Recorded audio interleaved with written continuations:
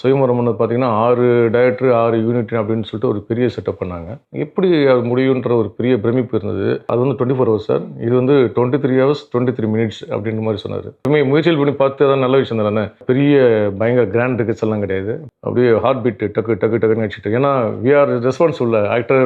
நம்ம ஒன் டேல எடுக்க போகிறோம். ஸோ கினஸுக்கு எடுக்க போகிறோம். இன்னொரு விஷயம் என்னன்னா இது வந்து லைவ் ரெக்கார்டிங் வேறு. ஸ்டேஜுக்கு முன்னாடி நம்ம வந்து ரிஹர்சல் பார்த்தா கூட நம்ம ஸ்டேஜில் பண்ண ஒரு ஃபியர் ஒன்று இருக்கும். ஏன்னா ரொம்ப டஃப், ரொம்ப கஷ்டம். தூக்கமும் இல்லை, அவ்வளோ டயர்ட்லேயே பண்ணி அதுக்கப்புறம் ஃபீவர், நடுவில் ஃபீவர் வந்துச்சு, கோல்டு ஃபீவரில் வந்துருச்சு. அதில் நடிச்சவங்க எல்லாருமே வந்து தூக்கமே இல்லை. அவ்வளோ எல்லாருமே டோட்டல் யூனிட்டே வந்து எல்லாமே கஷ்டப்பட்டு போஸ்ட் ப்ரொடக்ஷன்ஸ், எடிட்டர்ஸ், மியூசிக் அப்படின்னு எல்லாமே அவங்கவுங்க படமாக எடுத்து போட்டு பிதா அப்படின்னா வெளியில தெரிகிற படமாகி இன்னைக்கு நல்லா போயிட்டு இருக்கு. இப்போ வந்து கே சரவிமாஸ் ஒரு டீமு, பாய்கரஸ் ஒரு டீமு.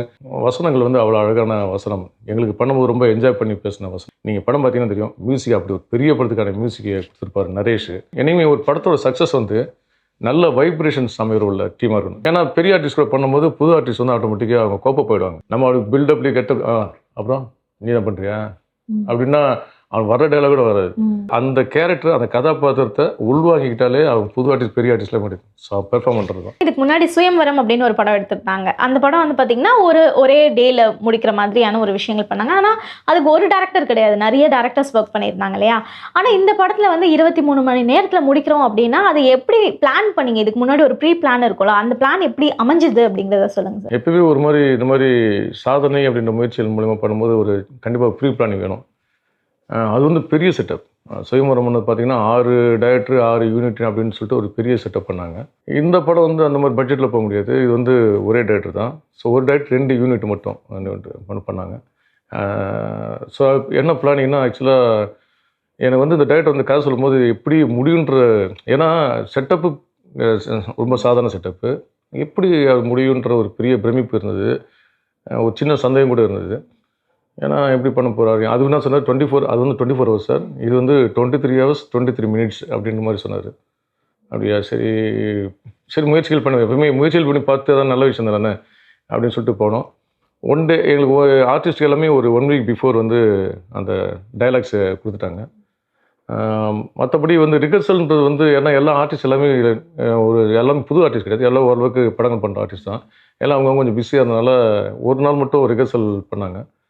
அது 1 டே பிஃபோர் வந்து இந்த லைட் வாங்குறது, ஏன்னா உள்ள வீடு அப்புறம் வெளியே திருவிழா மாதிரி லைட் வாங்குறது, என்ன பொசிஷன்ஸ் எங்கே நிற்கணும் என்ன பண்ணணும் அப்படின்றதெல்லாம் பொசிஷன்ஸ் பார்த்துட்டு, ஸோ அது மட்டும் சின்னதாக ஒரு ½ டே அவ்வளோதான். பெரிய பயங்கர கிராண்ட் ரிகர்ஸ் எல்லாம் கிடையாது. பண்ணிட்டோம். ஸோ அப்புறம் அடுத்த நாள் வந்து ஷூட்டிங் வந்தோம். ஷூட்டிங் வந்துட்டு அப்படி தான், இது வேறு ஒன்றும் பெரிய பிளான்லாம் கிடையாது. இவ்வளோ தான் பிளானிங்கே, எங்களோட டோட்டல் பிளானிங்கே. முன்னாடி 1 week before script, 1 day before rehearsal. So இவ்வளோ தான் பிளானு. ஸோ அந்த ஒரு நாள் பண்ணும்போது அப்படியே ஹார்ட் பீட் டக்கு டக்கு டக்குன்னு அடிச்சுட்டு. ஏன்னா வி ஆர் ரெஸ்பான்சிபிள் ஆக்டர். ஏன்னா நம்ம ஒன் டேல எடுக்க போகிறோம். ஸோ கினஸுக்கு எடுக்க போகிறோம். இன்னொரு விஷயம் என்னென்னா இது வந்து லைவ் ரெக்கார்டிங் வேறு. நீங்கள் வளர முடியாது, டைலாக் வளர முடியாது, பேச முடியாது. ஒன்றும் அது மாதிரி ரொம்ப ரிஸ்க்காக.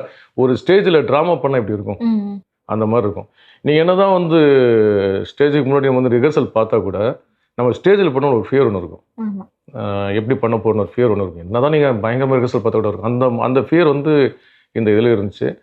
இதில் நாங்கள் கூட நடிச்ச ஆர்டிஸ்ட் வந்து சாம்ஸு, இந்த மாதிரி சஜா என் கூட பண்ணவங்க எல்லாமே கொஞ்சம் எக்ஸ்பீரியன்ஸ்னால ஸோ இம்ப்ரூவைசேஷன் அப்படி உடனே இம்ப்ரூவைசேஷன் எங்களால் பண்ணிக்க முடிஞ்சுது. ஸோ என்ன பெஸ்ட்டு கொடுக்க முடிஞ்சுது. அப்படியே கொஞ்சம் அப்படியே அழகாக போயிடுச்சு. பட் ஏன்னா ரொம்ப டஃப், ரொம்ப கஷ்டம். என்னென்னா நான் அதுக்கு முன்னாடி தான் கிரிவலம் போயிட்டு வந்தேன். 1 டே பிஃபோர் தான் கிரிவலம் போயிட்டு வந்தேன். தெரியும் கிரிவலம்னா ஒரு 14 ஹவர்ஸ் நடக்கணும். ரொம்ப கால் பெயின், அந்த பெயினோடு தான் வந்தேன். பெயினோடு வந்துட்டு அப்படியே பண்ணேன். அப்படியே பண்ணும்போது நைட்டு இப்படியே பண்ணி எனக்கு கண்டினியூஸாக எனக்கு வந்து நீங்கள் படம் பிகினிங் எண்டு வரையும் இருப்பேன் நான். ஸோ ரெஸ்ட்டே கிடையாது, தூக்கமும் இல்லை, அவ்வளோ டயர்ட்லேயே பண்ணி அதுக்கப்புறம் நடுவில் ஃபீவர் வந்துச்சு, கோல்டு ஃபீவரில் வந்துருச்சு. உள்ள தூங்க முடியல. இந்த மாதிரி நிறைய அப்புறம் மாத்திரையை போட்டுக்கிட்டு அப்படி பண்ணி. ஸோ நான் மட்டும் இல்லாமல் எல்லாருமே அதில் நடித்தவங்க எல்லாருமே வந்து தூக்கமே இல்லை. சாப்பிடவும் நம்ம உடனே அந்த டைமுக்கு சாப்பிட முடியாது, இன்னும் ஷார்ட்டுக்கு வந்துகிட்டே இருக்கும். ஸோ அவ்வளோ எல்லாருமே டோட்டல் யூனிட்டே வந்து எல்லாமே கஷ்டப்பட்டாங்க. அதில் நடித்த அந்த சின்ன பையன், இந்த மாஸ்டர் தர்ஷித், அவன் கூட வந்து எங்களை மாதிரி ஒரு அந்த இதெல்லாம் பண்ணாப்புல.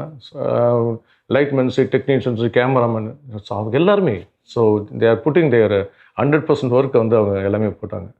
ஸோ ஊர் கூடி தேர் இழுப்பான்னு கேள்விப்பட்டிருப்பீங்க. அந்த மாதிரி இந்த படத்துக்கு வந்து நடிகர்கள் மட்டும் இல்லாமல் டெக்னீஷியன்ஸு எல்லாருமே, ப்ரொடியூசர்ஸு, சப்போர்ட்ஸு, எல்லாருமே எல்லாம் நாங்கள் மட்டும் அந்த போஸ்ட் ப்ரொடக்ஷன்ஸ், எடிட்டர்ஸ், மியூசிக் அப்படின்னு எல்லாமே அவங்கவுங்க படமாக எடுத்து போட்டு இந்த படத்துக்கு பண்ணாங்க. ஸ்டில் அந்த டிஸ்ட்ரிபியூஷன் சைட்லேருந்து கூட ஜெனீஷ் டிஸ்ட்ரிபியூட் பண்ணி கோவிந்தராஜ்ன்ற ஒரு ஒர்க் பண்ணி இன்றைக்கி வந்து பிதா அப்படின்னா வெளியில் தெரிகிற படமாகி இன்றைக்கி நல்லா போயிட்டுருக்கு. இப்போ வந்து அந்த சுயம்பரம் படம் பார்த்தீங்கன்னா ஒரு பிரான்ச்சஸ் இருக்கும். ஒரு பொண்ணு பார்க்க வராங்க அப்படின்னு அவங்க டீம் கொடுத்துருப்பாங்க. இப்போ வந்து கே ரவிக்குமார் ஒரு டீமு, பாய்கரஸ் ஒரு டீமு, அந்தந்த இது இருக்கும். இதில் அப்படி இது வந்து ஒரு கதைகள் அப்படியே ஒரு 3 லைனில் போகும். ஒரு வெளியே ஒரு பையன் வந்து அக்கா வந்து தன்னுடைய பையனை தேடி போகிறது ஒரு பிரான்ச் ஒன்று வரும். அப்புறம் லவ் மேட்ரு ஒன்று அந்த போகிறவங்க கனெக்ட் ஆகும். சரி, இந்த பக்கம் வந்து நான் வந்து நம்ம வந்து ஒருத்தனை கடத்தி வச்சு ஒரு தொழிலதிபர் கடத்தி வச்சுட்டு அது மாதிரி 3 ட்ராக்கும் ஒரு கடைசியில் வந்து ஒரு இடத்துல வந்து ட்ராவல் இன்டர்வியூலேருந்து அப்படியே ஒரே இதில் போகும், ஒரே நேர்கோட்டில் போகும். லொக்கேஷன்ஸ்லாம் சரிங்க. லொக்கேஷன்ஸ்லாம் வந்து நேரிங்க அந்த இப்போ நான் லொக்கேஷன்ஸ் பண்ணும்போது எங்களது பங்களா ஒன்று இருந்தது, அந்த கடத்தி வைக்கிற பங்களா. அப்புறம் அந்த வீடு அவங்க வீடு. ஸோ அதுக்கப்புறம் அந்த திருவிழா அங்கேருந்து ஒரு 3 to 4 கிலோமீட்டர்ஸ் 5 கிலோமீட்டர்ஸ் திருவிழா.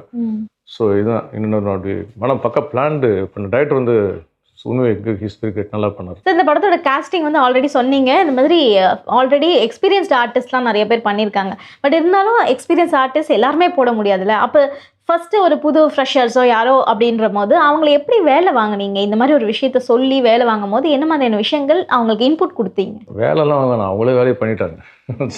வேலை வாங்குறது இல்லை. இதில் நம்ம காஸ்டிங் பற்றி நம்ம டோட்டல் டீம் பற்றி சொல்லணும். ஏன்னா அவங்களுக்கு இந்த கிரெடிட்லாம் போகணும் ஆக்சுவலாக. இதில் வந்து சாம்ஸு, மாரிஸ் ராஜா நடிகர், அப்புறம் ஸ்ரீராம் சந்திரசேகர், அனுகிருஷ்ணா, அப்புறம் சுதா புஷ்பா, ரெஹனா, ஸோ இந்த மாதிரி டீமு. அதுக்கப்புறம் அருள்மணி சார் பண்ணியிருக்காரு. அப்புறம் மாஸ்டர் தர்ஷித்து. இது மட்டும் இல்லாமல் சின்ன சின்ன ஆர்டிஸ்ட்டு எல்லாம் பண்ணியிருக்காங்க. ஷாம் ஒருத்தர் பண்ணியிருக்காரு, மகின் ஒருத்தர் பண்ணியிருக்காரு, சின்ராஸ்ன்னு பண்ணியிருக்காப்புல, ஸ்ரீனின்னு ஒருத்தர் பண்ணியிருக்காப்புல, அப்புறம் வந்து கார்த்தி. அப்புறம் இதோட ரைட்டர் வந்து பார்த்திங்கன்னா பாபா கென்னடி. வசனங்கள் வந்து அவ்வளோ அழகான வசனம், எங்களுக்கு பண்ணும்போது ரொம்ப என்ஜாய் பண்ணி பேசின வசனம் அது. கேமராமேன் வந்து இளையராஜா, எடிட்டர் வந்து ஸ்ரீவர்சன். மியூசிக் வந்து நீங்கள் படம் பார்த்தீங்கன்னா தெரியும், மியூசிக் அப்படி ஒரு பெரிய படத்துக்கான மியூசிக்கை கொடுத்துருப்பாரு நரேஷ். ஸோ எல்லாருமே டோட்டலாக டீமே வந்து அப்படி கம்பேக்டாக பண்ணியிருக்கேன். நான் முண்டாசுப்பட்டி பண்ணியிருப்பேன், பார்த்துருப்பீங்க. முண்டாசுப்பட்டியில் எப்படி ஒரு கம்பேக்டாக ஒரு டீம், என்னையுமே ஒரு படத்தோட சக்ஸஸ் வந்து நல்ல வைப்ரேஷன்ஸ் அமைகிற உள்ள டீமாக இருக்கணும். இப்போ சொன்னீங்கல்ல, புதுசாக வரவங்க எப்படி பண்ணாங்கன்னா அவங்களே அவங்களுடைய ரெஸ்பான்சிபிலிட்டி எடுத்துக்கிட்டு ஏன்னா பெரிய ஆர்டிஸ்ட் கூட பண்ணும்போது புது ஆர்டிஸ்ட் வந்து ஆட்டோமேட்டிக்காக அவங்க கோப்ப போயிடுவாங்க. நம்ம பயமூர்த்தி வச்சா தான் ஐயோ இவர் கூட எப்படி பண்ணுறதுன்னு இருக்கும். ஆனால் பட் அவங்க வந்து நமக்கு அந்த ஷார்ட் முன்னாடி பேசி அந்த இடத்தை வந்து சூழ்நிலை வந்து நம்ம சரியாக கிட்ட வச்சுருங்களேன், அவங்க வந்து ஈஸியாக பண்ணிட்டு போயிடுவாங்க. நம்ம அவருக்கு பில்டப்லேயே அப்புறம் நீ என்ன பண்ணுறியா அப்படின்னா அவன் வர்ற டைலாக் கூட வராது. வாங்க ஜாலியாக பண்ணலாம், வாங்க என்னங்க வாங்க நம்ம எல்லாம் ஒன்றா தான் பண்ணுறாங்க அப்படின்னா அவனும் கொஞ்சம் சார் பண்ணலாம் சாப்பிடுவாங்க. ஸோ அதனால் இது புது ஆர்டிஸ்ட் பெரிய ஆர்டிஸ்ட் இல்லை, அந்த கேரக்டர் அந்த கதாபாத்திரத்தை உள்வாங்கிக்கிட்டாலே அவங்க புது ஆர்டிஸ்ட் பெரிய ஆர்டிஸ்ட்லாம் முடியும் பெர்ஃபார்ம் பண்ணுறது தான்.